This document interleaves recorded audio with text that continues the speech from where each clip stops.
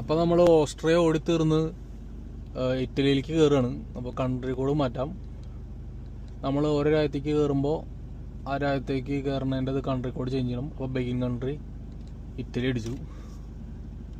Okay സ്റ്റോറായി. അപ്പോൾ നമുക്ക് നമ്മുടെ യാത്ര കണ്ടിന്യൂ ചെയ്യാം.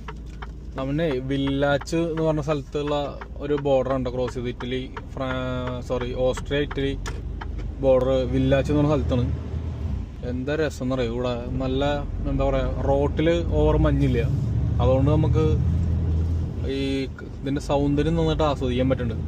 ഇത് ആൽപ്സ് പർവ്വതനിരയില്ലേ, ആ മൗണ്ടൈൻസിൻ്റെ സൈഡ് പിടിച്ച് പോകുന്ന റോഡാണ് അത്. ഇവിടെ ഈ റോഡും അതെ, പിന്നെ ഒരു A22 അപ്പുറ സൈഡ് ഉണ്ട്, ഇൻസ്ബുർക്ക് ബോൾസാനോ എന്നൊക്കെ പറഞ്ഞിട്ട് റൂട്ടുണ്ട്. ആ റൂട്ടും ഇതേപോലെ തന്നെയാണ്, എക്സാക്ട് സെയിം ആണ്, ഒരു വ്യത്യാസമില്ല. അവിടെ ഒന്നും കൂടിയും എന്താ പറയുക, കയറ്റങ്ങൾ കൂടുതലാണ്, റോഡ് ഇത്തിരി വീതി കുറവാണ്. പക്ഷെ ഇവിടെ ഇത്തിരി കൂടി വീതി ഉണ്ട്, പക്ഷെ വ്യൂ ഏകദേശം സെയിം ആണ്.